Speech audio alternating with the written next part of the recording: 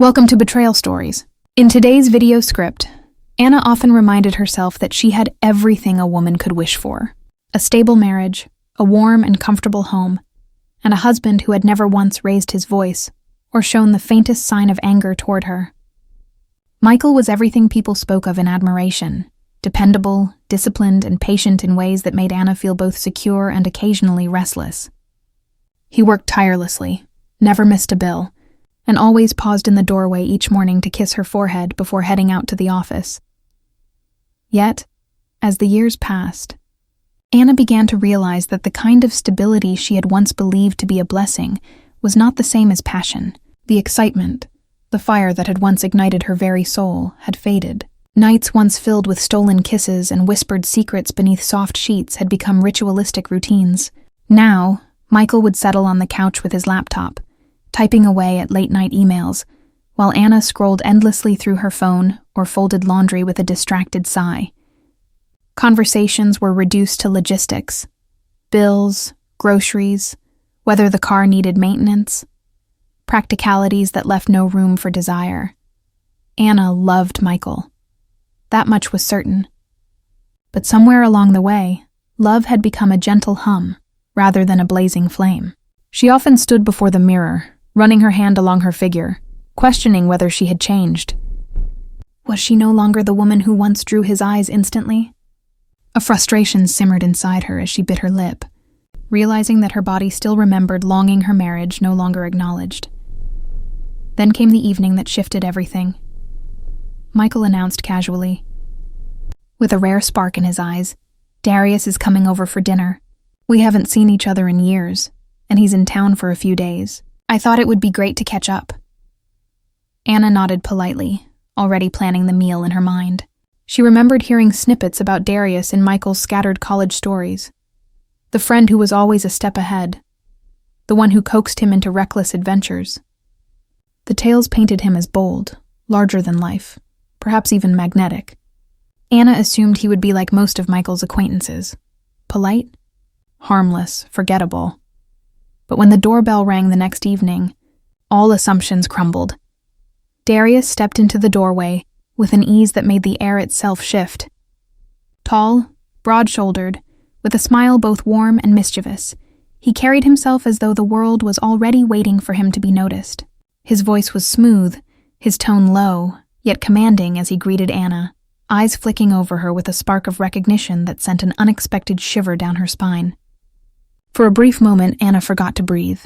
She bit her lip, an unconscious, reflexive gesture, not because of any words he had spoken, but because of the raw awareness his presence stirred inside her. "Anna, right?" Darius said, extending his hand. Michael wasn't exaggerating. "You're even more captivating than he described." The compliment caught her completely off guard. She shook his hand quickly, murmuring a quiet thank you, then stepped aside to let him in. Michael clapped Darius on the back, their laughter filling the hallway as stories of the past began to flow freely. Anna busied herself in the kitchen, arranging plates and silverware, but her thoughts kept returning to the man now comfortably seated in her living room. Dinner was lively. Michael was animated, brighter than Anna had seen in months, recalling old pranks, mishaps, and adventures with a boyish energy. Yet every so often, Anna felt Darius's gaze upon her, lingering just long enough to make her acutely aware of her own heartbeat. She tried to dismiss it, convincing herself it was only her imagination. But when she served the main course, Darius rose to help her, brushing slightly against her shoulder as he reached for a dish. The contact was innocent, fleeting, yet it sent a shock of warmth through her, unexpected and unnerving. Her lip throbbed where she had bitten it, a sharp reminder of sensations she had long suppressed. Michael, oblivious, continued to recount the night he and Darius had gotten locked out of their dorm room, the room filling with laughter, but Anna barely heard it. She was caught in a web of guilt and intrigue, wondering why her body responded so strongly to a man she had only just met. Later, as the men moved to the living room with glasses of whiskey, Anna lingered in the kitchen, stacking dishes with deliberate slowness. She told herself it was nothing. She was a married woman, and this curiosity, this spark, was forbidden. And yet, Darius's presence clung to her like an invisible thread, teasing a truth she was not prepared to face. That night, lying beside Michael, listening to the steady rhythm of his breathing, Anna stared at the ceiling. Her lip was sore from biting it repeatedly, not due to pain, but due to the awareness that something inside her had irrevocably shifted. Desire, curiosity, temptation, all had crept back into her consciousness like an intruder she could not ignore. The next evening, Anna approached dinner with a meticulousness she tried to justify as thoughtfulness for Michael's old friend. Yet before the doorbell rang, she found herself in front of the mirror, adjusting her dress, smoothing stray strands of hair, acutely aware of the sudden quickening of her pulse.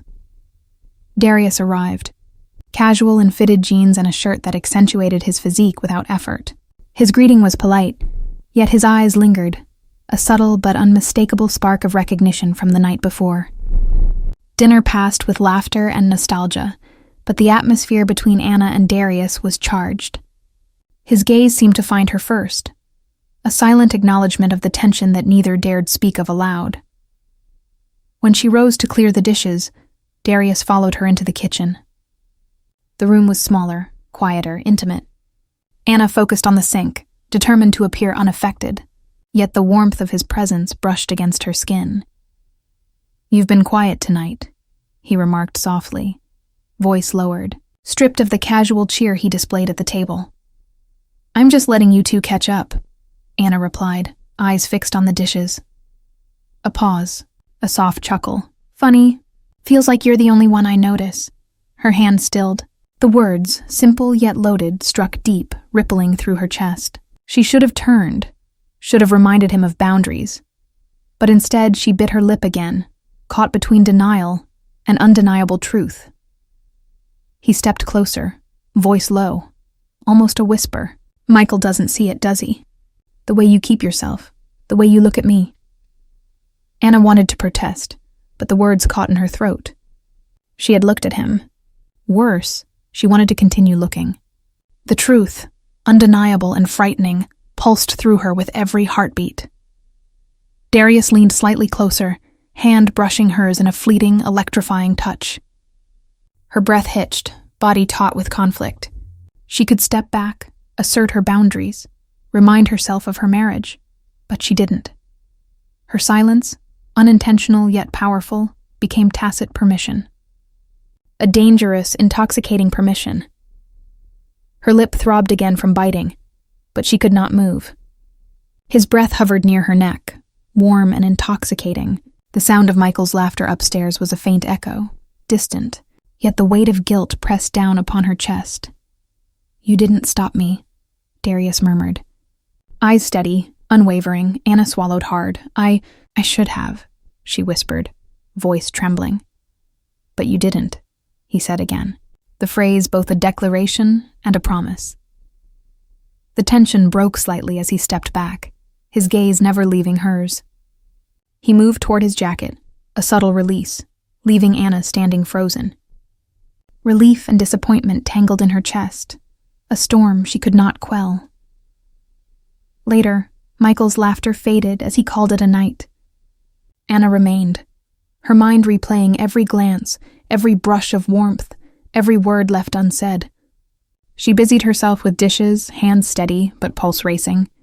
Darius stepped close again, voice soft, almost conspiratorial.